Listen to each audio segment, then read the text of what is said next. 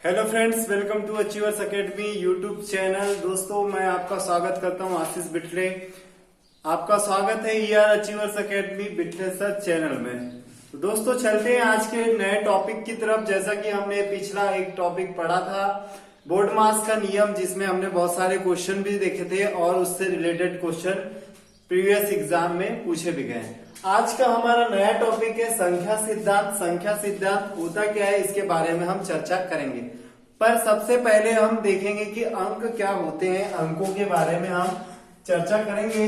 तो अंक, सबसे पहले संख्या को समझने से पहले हमको अंकों की भली भांति समझ होना चाहिए कि अंक होते क्या हैं। तो 0 से 9 तक, 0 से 9 तक की जो है वो क्या है, हमारे अंक है। 0 से 9 तक ये क्या है, हमारे 5, 6, 7, 8 और ये 9, ये सब क्या है, हमारे अंक है। अंकों को हमको सबसे पहले संख्या को समझने से पहले हमको किनको समझना है, अंकों को समझना है। अब देखते हैं संख्या किसको बोला जाता है, कि संख्या हम किसको बोलते हैं।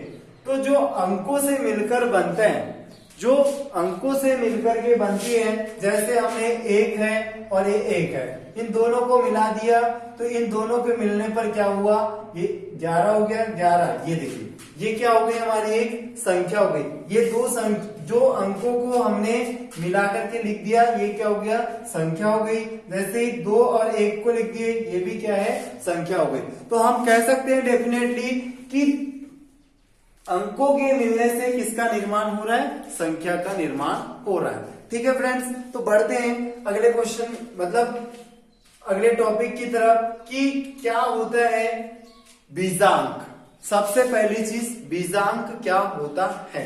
तो बीजांक को देखते हैं कि संख्या में बीजांक का महत्व क्यों है, और बीजांक हम सबसे पहले देखते हैं कि बीजांक होता क्या है। तो बीजांक वो होता है जो संख्या के अंकों को तब तक हम जोड़ते हैं जब तक हमको इकाई प्राप्त नहीं हो जाता। जैसे हमको दे दिया, हम उदाहरण की तरफ बढ़ते हैं, उदाहरण से समझते हैं। बीजांक क्या होता है कि किसी संख्या के अंकों को तब तक हम जोड़ते हैं जब तक हमको इकाई प्राप्त नहीं होती। ठीक है, तो वैसे ही जोड़ते हैं। जब मान के चलो उदाहरण हमने ले लिया 2, 2, 2, इस प्रकार का उदाहरण ले लिया। अब हमको इसको क्या करना है, जोड़ना है। इसका बोला हम कि बीजांक निकालिए, फाइंड कीजिए, इसका बीजांक फाइंड कीजिए। तो हम क्या करेंगे, 2 धन 2 धन 2, इन सबको क्या कर देंगे, जोड़ देंगे, और जोड़ने पर कितना आ जाएगा, 6 आ गया। अब जो 6 आ गया, यही क्या हो जाएगा, इसका क्या हो जाएगा, बीजांक होगा। ठीक है फ्रेंड्स, वैसे ही अगला बोल दिया हमको कि 7 और 9 का बीजांक क्या होगा। 7 और 9 का बीजांक क्या होगा। तो जब इस प्रकार से हमको दे दिया कि 7 और 9 का बीजांक क्या हो गया, तो हम इन दोनों संख्या को जोड़ देंगे। 7 धन 9 बराबर कितना हो जाएगा, ये हो जाएगा हमारा 16। तो 16 क्या इकाई मिली क्या, हमको नहीं मिली। तो 16 इकाई नहीं मिलने के कारण फिर से हम क्या करेंगे, 1 और 6 को जोड़ देंगे। 1 और 6 को जोड़ देंगे तो प्राप्त हो जाएगा हमको 7, और 7 ही क्या हो जाएगा हमारा, 7 और 9 का बीजांक कहलाएगा। ठीक है फ्रेंड्स, हम संख्या के बारे में डिटेल्स में चर्चा करेंगे। ठीक है, अभी हम समझते हैं बीजांक। तो बीजांक आप समझ गए होंगे कि किसी संख्या के अंकों को तब तक जोड़ते हैं जब तक हमको इकाई प्राप्त नहीं हो जाती। जैसा कि हमने 7, 9 को जोड़ा। फिर अगला और एक चीज और देखते हैं, 6, 7, 9, ये इसे आपको जोड़ना है। तो जोड़िए इसको, क्या होगा, इसका बीजांक 6 धन 7 धन 9, जोड़ दीजिए, कितना हो गया, ये 15, 15 और 7 22, 22 हो गया। अभी ये क्या है, 2 दिए हुए, अभी इकाई प्राप्त हुआ क्या हमको, नहीं, कोई संख्या प्राप्त हुई। लेकिन फिर से हम क्या कर देंगे, इन दोनों को जोड़ देंगे, और जोड़ने पर कितना आ गया, 4 आ गया। और ये 4 ही क्या होगा, इसका बीजांक होगा। ठीक है फ्रेंड्स, तो आशा करता हूं आप बीजांक अच्छे से समझ गए होंगे।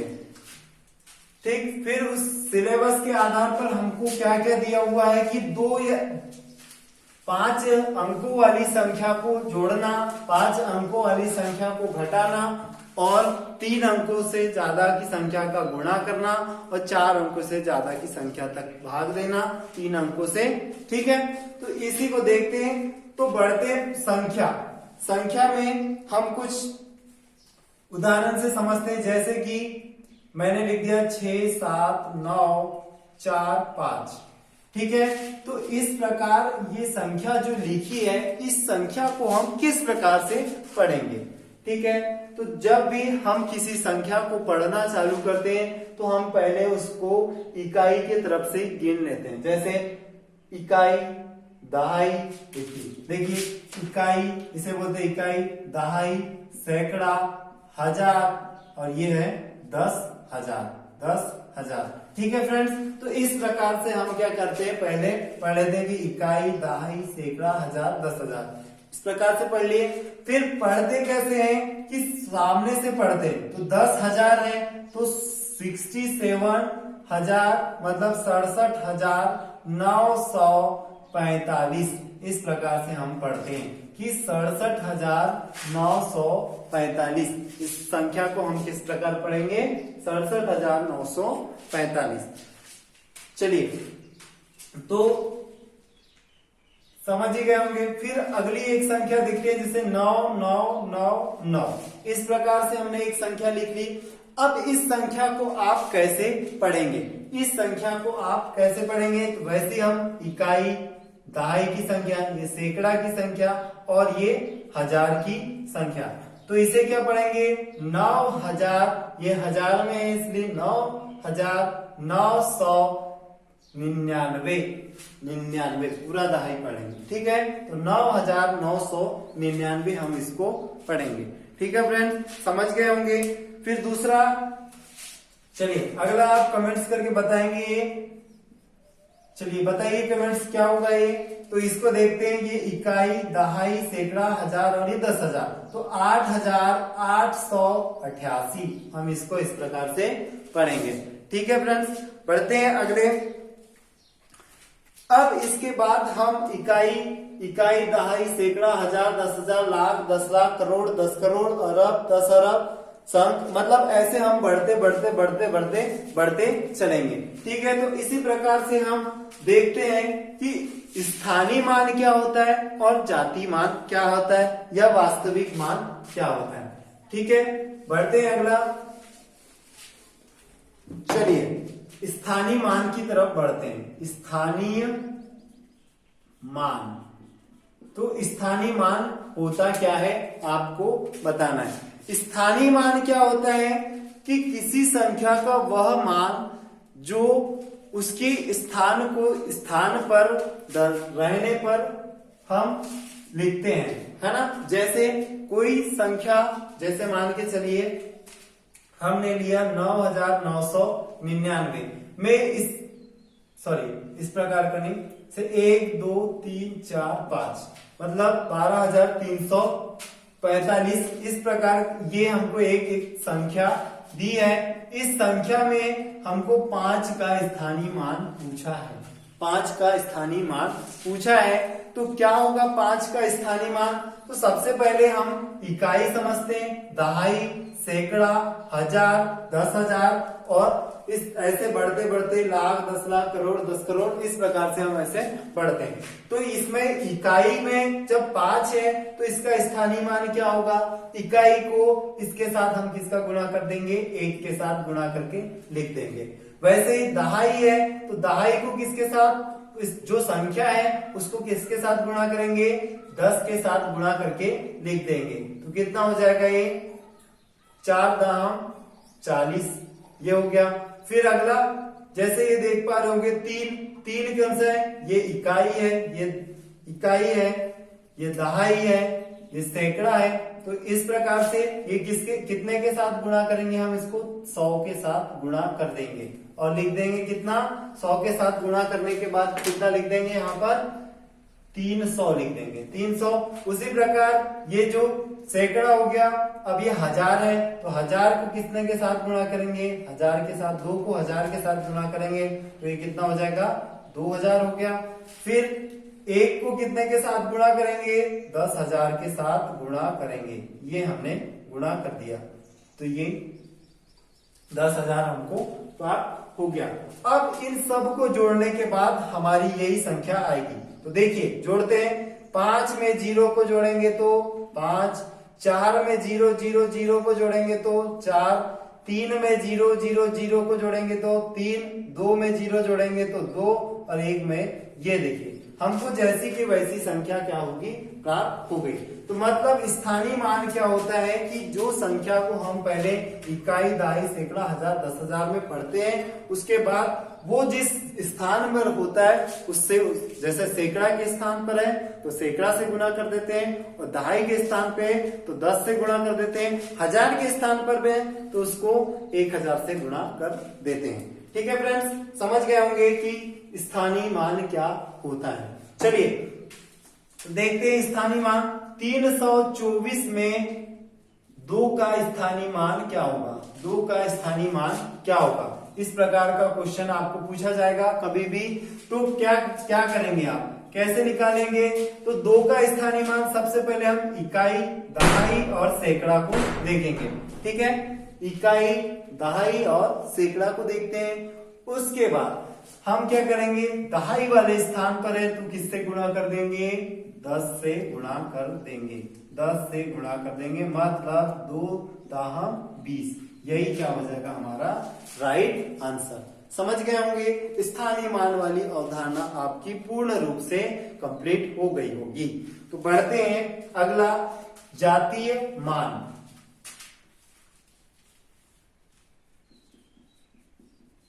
जातीय मान या इसे बोलते हैं हम वास्तविक मान।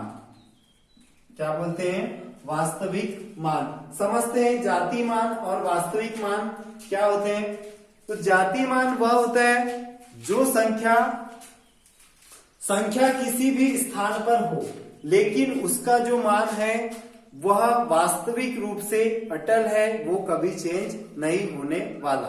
जैसे हम देख लेते हैं, इसी में 1 2 3 4 5 ये हमने लिखा 12,345। तो इसमें 3 का जातीय मान देखेंगे तो 3 सैकड़ा में, लेकिन इसके जातीय मान की बात करें तो ये इसका 3 ही जातीय मान होगा। 1 की बात करें, 1 का जातीय मान 1 ही होगा। 1 का जातीय मान या वास्तविक मान 1 ही होगा।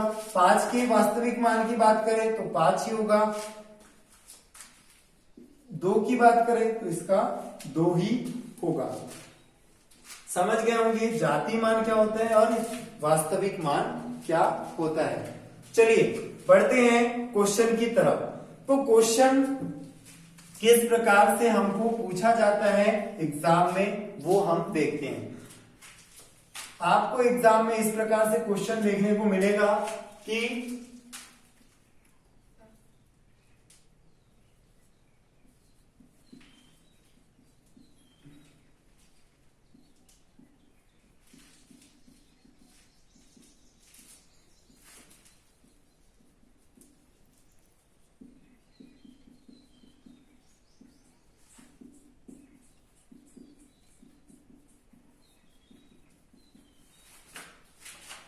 आठ 8,345 में 4 का स्थानीय मान व जातीय मान का योग होगा। इस प्रकार का आपको क्वेश्चन एग्जाम में देखने को मिलेगा।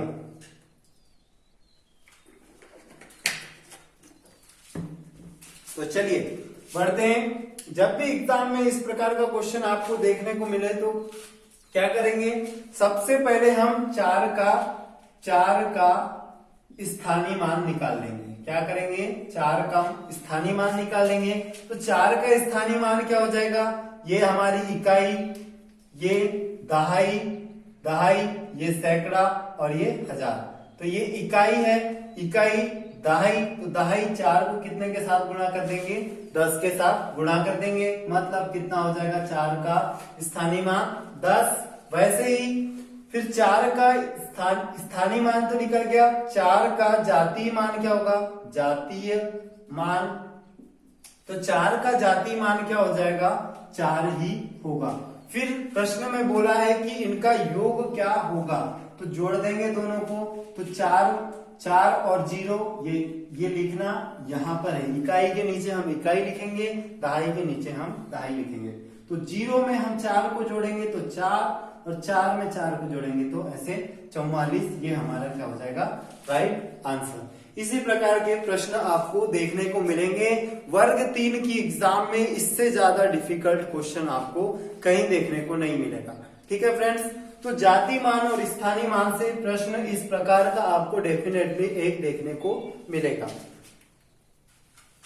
चलिए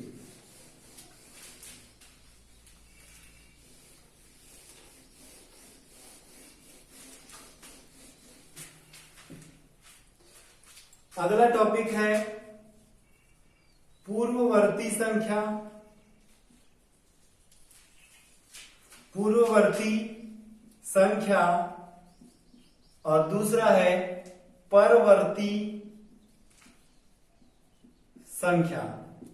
ठीक है फ्रेंड्स, इस प्रकार से आपको पूर्ववर्ती संख्या और परवर्ती संख्या आएगा, जिसे हम पूर्ववर्ती संख्या को, चलो परवर्ती संख्या को बोलते हैं अनुवृत्ति संख्या भी बोलते हैं, अनुवृत्ति संख्या।